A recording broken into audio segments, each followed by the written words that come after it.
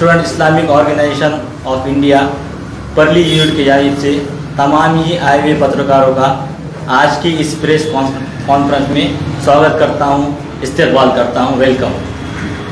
सबसे पहले मैं आपको इस स्टूडेंट इस्लामिक ऑर्गेनाइजेशन के बारे में कुछ बताना चाहूँगा। स्टूडेंट इस्लामिक ऑर्गेनाइजेशन ये तमाम ही स्टूडेंट्स के अंदर पिछले 40 सालों से काम कर रही है। स्टूडेंट इस्लामिक ऑर्गेनाइजेशन इसका मतलब ये है कि हम जो स्टूडेंट्स है, चाहे वो किसी भी जात का हो, किसी भी धर्म का हो, किसी भी कास्ट से ताल्लुक़ रखता हो, हम उसके एजुकेशनल फील्ड में हर तरीके से उसकी मदद करते हैं। चाहे उसके एजुकेशन का प्रॉब्लम हो, फाइनेंस का प्रॉब्लम हो, या फॉर्म भरने की प्रॉब्लम हो, या एडमिशन्स के प्रोसीजर हो, जितनी भी उसके चीज़ें होती हैं स्टूडेंट ऑर्गेनाइजेशन उसमें उनकी हेल्प करती है। दूसरी बात यह है कि स्टूडेंट ऑर्गेनाइजेशन इसमें हम अलग अलग क्षेत्र के काम करते हैं। एक, हम लोगों को ये जागरूक कराते हैं कि आज का युवा नौजवान एजुकेशनल लेवल पे किस तरीके से अपने आप को डेवलप करे। तो उसके अलावा एजुकेशनल लेवल पे स्टूडेंट्स ने अपने आप को किस तरीके से आगे ले जाना चाहिए और इस देश का भविष्य बनाना चाहिए। उसी के साथ साथ हम ये जो मुहिम है हमारी जो हम मना रहे हैं, उसमें भी हम अलग अलग क्षेत्र में जाके काम कर रहे हैं। कॉलेजेस में, कैंपसेस में, हॉस्टल्स में लोगों को ये बता रहे हैं इंटरेक्शन करके कि हम ये चाहते हैं कि स्टूडेंट ऑर्गेनाइजेशन ये चाहती है कि यहाँ पे एक अच्छा समाज डेवलप हो, ताकि हर स्टूडेंट्स, हर यूथ यहाँ पे पढ़े लिखे, आगे बढ़े और अपने आप का डेवलपमेंट करे। तो इस तरीके से हम यहाँ पे समाज में एक्टिविटी करते हैं और आज का ही ये जो प्रेस कॉन्फ्रेंस है उसी मुहिम के तहत हम यहाँ पे जमा हुए हैं। बाकी की जो चीज़ें हैं मुहिम की क्या है, कब से मना रहे हैं, क्या क्या चीज़ें रहेंगी, जो हमारे आए हुए गेस्ट हैं मैं उनको रिक्वेस्ट करता हूं कि वो आगे की चीज़ें आपके सामने रखें। माझं नाव आहे अशफाक पठाण। मी SIO जी संघटना आहे तिचा जनसंपर्क PR मीडिया सेक्रेटरी आहे साऊथ महाराष्ट्र। तर या पत्रकार परिषदेमध्ये मी सध्या आपलं पत्रकार बंधूंचं पहिला स्वागत करतो की तुम्ही मोठ्या संख्येने इथं उपस्थित राहिला आणि या चर्चामध्ये तुम्ही सहभागी झाला। तर ही जी मोहीम आहे जी Quran the guidance of mankind, Quran हे मानव जातीसाठी मार्गदर्शन, तर आम्ही राष्ट्रीय आमचं अभियान आहे या संघटनेचं आणि आम्ही त्याला 21 सप्टेंबर ते 30 सप्टेंबर या तारखेत आम्ही त्याला पूर्ण भारतामध्ये सेलिब्रेट करत आहोत, त्याला आम्ही घेऊन चालत आहोत पुढे। तर पत्रकार बंधूंनो, आपल्याला हे माहीत असेल की आपण जागरूक ग्रुप आहात समाजामधील। तर आपल्याला आजची परिस्थिती माहीत असेल की आज ज्या प्रकारे भारत एक धार्मिक देश आहे आणि इथली धार्मिक संवेदना खूप जागरूक आहेत धार्मिक मुद्द्यावर लोक, आणि आजची परिस्थिती अशी निर्माण होत आहे की धर्माधर्मामध्ये जे तेढ निर्माण होत आहेत, जे जाती जातीमध्ये तेढ निर्माण होत आहेत आणि या कोणी उठायचं आणि एका धर्माबद्दल काहीतरी बोलायचं आणि ते धार्मिक तणाव निर्माण व्हायचं, यामध्ये जे समाजाची हानी होत आहे ती हानी एवढी मोठी आहे की ती भरून न काढता येणारी अशी हानी आहे। तर आपण सगळे या परिस्थितीची जाणीव आपल्याला आहे सगळ्यांना। तर या परिस्थितीला चेंज करण्यासाठी युवकांनी पुढे येण्यासाठी आम्ही हे आव्हान करत आहोत की युवकांची जबाबदारी ही आहे की समाजामध्ये जी मोठी हानी होत आहे त्याला रोखण्यासाठी युवकांनी, तरुणांनी पुढे यावं। तर ह्या मोहिमेचा उद्देश आम्ही असा आहे की समाजामध्ये जे तेढ निर्माण होईल ते थांबलेच पाहिजे, त्याला रोखण्यासाठी युवकांनी पुढे यावे असं आव्हान करतो। आणि धर्माची जी शिकवण आहे, ज्या धर्माचे सगळे कुरान, जसं इस्लाम धर्माची शिकवण आम्ही आज इथं सांगणार आहोत। तर धर्माची जी शिकवण आहे, जे उपदेश आहेत, ते समाजातील लोकांनी पुढे आणून एक संवादाचं वातावरण निर्मिती करण्यासाठी पुढे यावं असं आम्ही आव्हान करतो। तर आजचं आमचं हे अभियानामध्ये आम्ही हे सांगत आहोत की कुरान, आमची आस्था आहे की कुरान ही ईश्वरी ग्रंथ आहे, अल्लाहकडून आम्हाला मिळालेले एक धार्मिक आमची पुस्तक आहे, ग्रंथ आहे। तर कुरान हे समाजामध्ये जे असणारे ते जे प्रॉब्लेम्स आहेत, कुरान जे समाजामध्ये असणारे ज्या समस्या आहेत त्यांना ॲड्रेस करतो। आणि आपण पाहत असाल की कुरानमध्ये मृत्यूनंतर जे पुन्हा जीवन आहे त्याचे कन्सेप्ट आहे, एकेश्वरवाद आहे। तर मृत्यूनंतर पुन्हा जीवन म्हणजे कन्सेप्ट म्हणजे काय, आज जे आज मनुष्य या पृथ्वी तलावर आपलं जीवन जगत आहे, तर हे एक त्याचं एक्झामिनेशन हॉल आहे असं ते कन्सेप्ट आहे की इथं जे कर्म करणार आहे तो इथं जसं तो वागणार आहे त्याचा मोबदला त्याला आखिरत म्हणजे कयामतच्या दिवशी या मृत्यूनंतर त्याला मिळणार आहे. तर इथं तो आपल्या कर्माचा हिशोब त्याला इथं करणाऱ्या कर्माचा हिशोब त्याला आखिरतमध्ये नंतर द्यायचा आहे. ही एक कन्सेप्ट आहे. तर कुराणमध्ये ह्युमन डिग्निटी आहे. कुराणमध्ये सांगितले आहे की सोशल जस्टिसचा कन्सेप्ट कसा आहे. सोशल जस्टिसचा कन्सेप्ट कुराणमध्ये सांगण्यात आलेला आहे. त्याच्यानंतर महिलांचे जे अधिकार आहेत ते कुराणमध्ये सांगण्यात आलेले आहे. सूरा निसामध्ये महिलांबद्दल एक पूर्ण चॅप्टर देण्यात आला आहे. तर ह्या सर्व गोष्टी घेऊन आम्ही समाजामध्ये जात आहोत. आम्ही समाजामध्ये जाऊन हे सांगत आहोत की कुराण हे समाजामध्ये जे आजचे ज्वलंत प्रश्न आहेत त्याला सॉल्व्ह करण्यासाठी त्याचे समाधान देण्यासाठी कुराणचं अध्ययन करणं खूप गरजेचं आहे. ही एक गोष्ट आहे. आणि आपण जे कुराणच्या शिकवणी समाजापुढे घेऊन चाललो आहोत. आम्ही हे पण उपदेश लोकांना आव्हान करत आहोत की आपल्या आपल्या धर्माच्या ज्या शिकवणी आहेत आपल्या आपल्या धर्माच्या शिकवणी लोकांनी समाजामध्ये आणलं पाहिजे. आणि त्याच्यानं एक काय होईल, एक वातावरण निर्मिती होईल, चांगलं वातावरण निर्मिती होईल, सामाजिक सलोखा वाढेल. आणि जी आजची परिस्थिती आहे त्याला संपवण्यासाठी हेच एक मार्ग आहे की आपल्या आपल्या धर्माच्या शिकवणी लोकांनी पुढं आणल्या पाहिजेत. सर्व धर्माच्या शिकवणीमध्ये काही चांगले गोष्टी आहेत ज्या समाजामध्ये आल्या पाहिजेत. लोकांनी आपल्या आपल्या धर्माच्या शिकवणीनुसार वागलं पाहिजे. आम्ही कुराणच्या ज्या शिकवणी आहेत त्या लोकांपुढे समोर घेऊन जात आहोत आणि त्यानुसार त्यांना आव्हान करत आहोत की त्यांनी कुराण वाचून आपले जे ओपिनियन बिल्ड करावं. आज काय होत आहे की समाजामध्ये कुणी एखाद्यानं सांगितलं म्हणून इस्लाम धर्माबद्दल किंवा कुठल्याही धर्माबद्दल हा धर्म असाच आहे, हा धर्माची शिकवणी अशाच आहेत, एक ओपिनियन बिल्ड होत आहे. तर आम्ही काय सांगत आहोत की आपल्या जे शंका आहेत त्याचं निरसन करा. ते ऑथेंटिक सोर्सेस वापरून करा. तुम्ही धार्मिक ग्रंथ वाचा, प्रेषितांच्या जीवनी वाचा. जे ऑथेंटिक सोर्स आहेत त्याच्यानुसार आपण त्याचं अध्ययन करून आपले ज्या मत आहेत ते बनवा. जे सोर्सेस असे आहेत जे ऑथेंटिक नाही आहेत किंवा कोणाच्या तरी तोंडातून येत आहेत त्याला आपण अवॉइड करा, त्याला निग्लेक्ट करा. आणि जे सोर्स ऑथेंटिक आहे, जे धार्मिक ग्रंथ आहेत त्यांचं अध्ययन करून आपले आपले मतं बनवण्यासाठी प्रयत्न करा. तर आम्ही मोहिमेच्या ह्याच्यातून उद्देश आमचा हाच आहे की समाजामध्ये एक सलोखा निर्माण व्हावा, शांती प्रस्थापित व्हावी, प्रेमाचा संदेश आम्ही लोकांना देत आहोत. आणि हे पूर्ण एक कारवाच्या स्वरूपात आम्ही पूर्ण औरंगाबादवरून 21 तारखेला निघालो आहोत. औरंगाबाद, जालना, परभणी, नांदेड, लातूर, सोलापूर आणि आज आम्ही इथं परलीमध्ये आहे. आमचा एक टीम उस्मानाबादमध्ये आहे. असाच हा पूर्ण कारवा वेस्टर्न महाराष्ट्र आणि मुंबईमध्ये ते संपणार आहे 5 तारखेपर्यंत. आणि हेच आम्ही संदेश घेऊन लोकांपर्यंत जात आहोत. समाजामध्ये आम्ही विचारवंतांना भेटत आहोत, जे प्रॉमिनंट पर्सनॅलिटी आहेत त्यांना भेटत आहोत, आपल्यासारख्या पत्रकार बंधूंना भेटून सांगत आहोत. आम्ही विद्यार्थ्यांपर्यंत मोठ्या प्रमाणात जात आहोत, त्यांच्याशी संवाद साधत आहोत.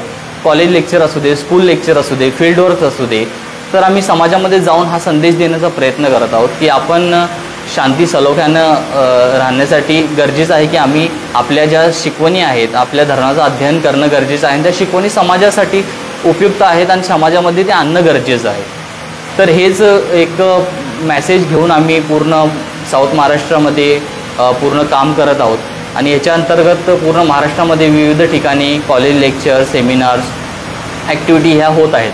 आणि याचा लास्ट जो प्रोग्राम आहे ते इंटरफेथ डायलॉग, सगळ्या धर्माच्या ज्या शिकवणी आहेत, सगळ्या धर्माचे धर्मगुरू आहेत त्यांना एकत्र एक स्टेजवरती आणून समाजासाठी जे संदेश आहेत ते देण्याचा प्रयत्न आम्ही नांदेडमध्ये कन्क्लुडिंग प्रोग्राम याचा असणार आहे. तर हाच एक उद्देश घेऊन आम्ही आपल्यासमोर आलो होतो. धन्यवाद.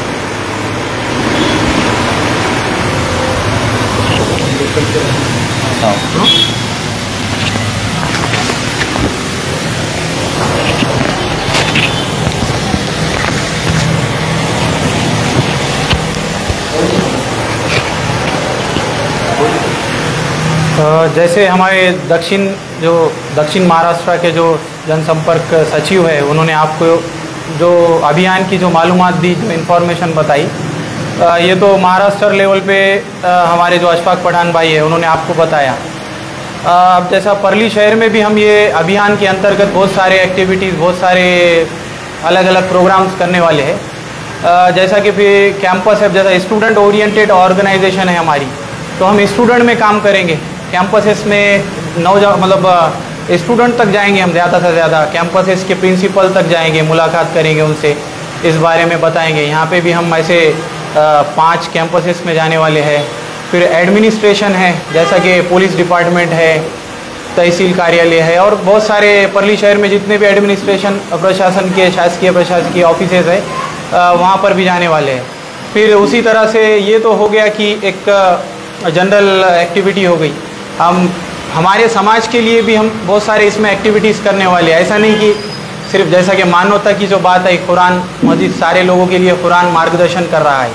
तो खुतबे जुमा जो हमारे जुमा के दिन एक मस्जिद से खुतबे जुमा भी होते हैं, तो हम ये एक्टिविटी, ये अभियान के दौरान हम वो भी करने वाले, मसाजिद से भी बात जाए, मस्जिद से भी बात जाए कि कुरान का सही मैसेज हमारे मुस्लिम समाज तक जाए, हमारे लोगों तक जाए, स्टूडेंट तक जाए, युवा तक जाए।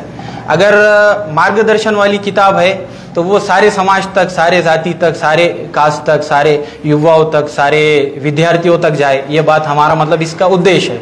फिर उसमें बहुत सारे दूसरे भी एक्टिविटी है, जैसा कि कॉर्नर मीट्स है, और जैसा कि महल्ले में जाकर विजिट करना, नौजवानों को बताना, युवाओं को बताना, स्टूडेंट्स को बताना। तो ये बहुत सारे एक्टिविटी हम परली शहर में करेंगे ये अभियान के अंतर्गत आने वाले कुछ दिनों के, मतलब जैसा 31-30 तारीख तक अभियान है ये। परली शहर में भी एक्टिविटी होंगी। आपके सवालात, हाँ क्वेश्चंस वगैरह भी आपके अगर है तो हमारे यहाँ पर जिम्मेदार है, उनसे आप कर सकते।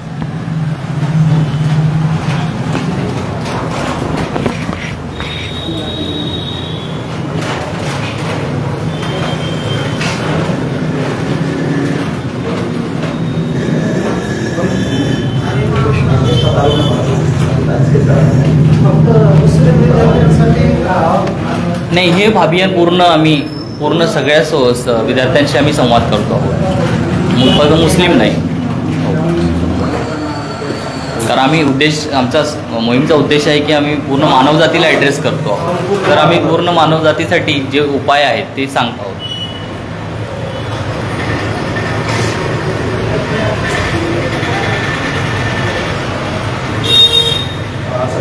कॅम्पेन जे आहे सल्ला कॅम्पेन ठराविक काळासाठी असेल की त्याचं म्हणजे प्रकरण आहे?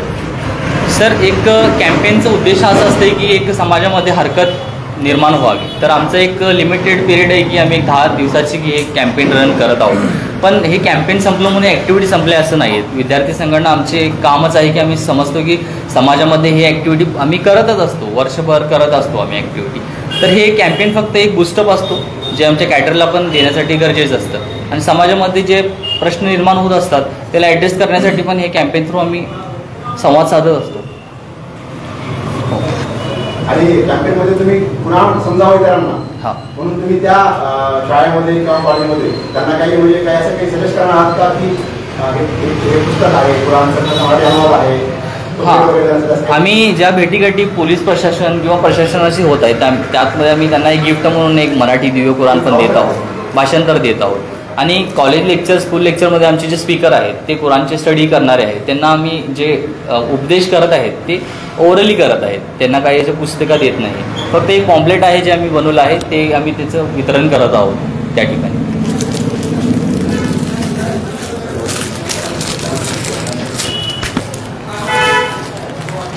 आपल्या कोणाला पण मराठी कुराण आवश्यकता असेल तर ते घेऊ शकता सर इथे। हो सर।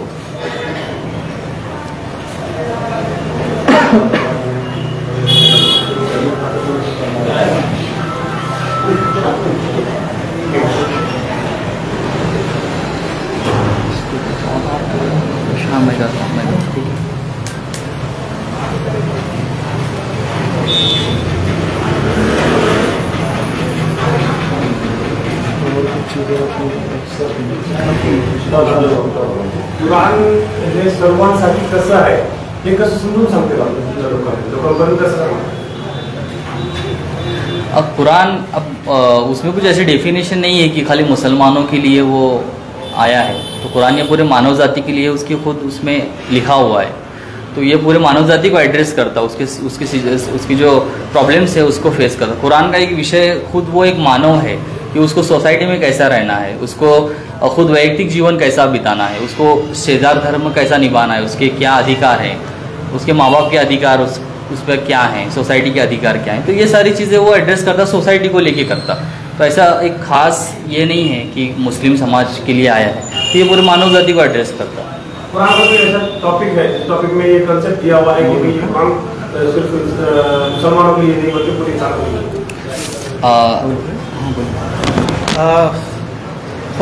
खुल या अय्युहल नास का जो अल्फाज है कुरान मजीद में, तो वो खुल या अय्युहल मुस्लिमीन भी आ सकता था, आए मुसलमानों भी आ सकता था। तो वहाँ पे अल्फाज आया है पूरे नास यानी पूरे इंसानों, पूरी जाति, उसमें कोई मतलब एड्रेस जो किया गया सिर्फ मुसलमानों से नहीं किया गया। तो हमारी कल ऐसा ही फील्ड वर्क चल रहा था, मैं आपको एक क्या बोलेंगे ग्राउंड रिपोर्ट दे देता हूँ। ये कल हमारे भाई है यहाँ के एक अदर समाज के, उन्होंने कहा कि मैंने 4 अध्ययन यानी 4 सूरे का रीडिंग किया मैंने कुरान मजीद की। हमारे दूसरे समाज के भाई है, तो उन्होंने कहा कि मैंने जितना भी अभी तक पढ़ा कुरान, मेरे से जितना भी हुई पढ़ना, मेरे को कुरान मेरे तक आ गई थी, तो उसमें ऐसा कोई शब्द नहीं है कि हिंदुओं के बारे में जो अभी गलत फहमियाँ जो फैलाई जा रही है कि उनको आपको ये बोला जा रहा है, किसी दूसरे धर्म के बारे में ये लिखा गया है। समझने के लिए उसके एंगल के लिए अलग अलग आदमी सोच रहा है। तो सोचने वाली, जैसा अशफाक भाई ने भी बताया कि आपको जानकार लोगों से ही उसका वो करना है। अभी सोशल मीडिया का ज़माना है, वो सारे कुछ चीज़ें देख ले रहे हैं, जैसा जिहाद का कंसेप्ट है, अरे जिहाद बोले तो ये कुछ अलग ही बता दे रही। तो आपको जो लोग मतलब सोशल मीडिया से सीखना नहीं है किसी के रिलीजन्स को, उसके जो जानने वाले हैं, उसके जो टीचिंग्स जो है उनसे सीखना है आपको। ये हमारा उद्देश्य भी है ये कैंपियन। और इसमें दूसरी बात ये है कि कुरान का एक श्लोक है कि अल्हम्दुलिल्लाह रब्बिल आलमीन, कि अल्लाह तमाम आलमीन का रब है, यानी ये जितनी भी बड़ी दुनिया है सबका खुदा सबका है। तो इसमें ऐसा कुछ पर्टिकुलर किसी समाज या किसी कास्ट के लिए नहीं है। और दूसरी बात कुरान में भी ऐसा है कि भाई कि अगर तुम किसी एक इंसान का कत्ल करोगे तो तुमने तमाम इंसानियत का कत्ल किया, किसी कास्टिज्म और किसी मुसलमान किसी अलग कास्ट के लिए नहीं, यानी टोटली पूरे कास्ट के लिए, पूरे इंसानों के लिए, पूरी इंसानियत के ऊपर यह कुरान डील करता है। तो अलग अलग इसमें और भी बहुत सारे श्लोक है। अगर जब हम कन्वर्सेशन करेंगे, एक दूसरे के ऑब्जर्वेशन करेंगे और एक दूसरे की चीज़ों को समझेंगे, तो उसके बाद हमारे सामने ये चीज़ें ओपनली आएंगी कि भाई असल में कंसेप्ट क्या है कुरान का, वो क्या चाहता है लोगों से, इंसानों से क्या चाहता है। तो ऐसे बहुत सारे श्लोक हैं कुरान में जिसमें बताया गया है कि हम इंसानों को डायरेक्ट करते हैं, इंसानों से कम्युनिकेशन करते हैं, इंसानों के प्रॉब्लम को सॉल्व करते हैं। तो अलग अलग चीज़ें अंदर पूरी डेफिनेशन बताई हुई है।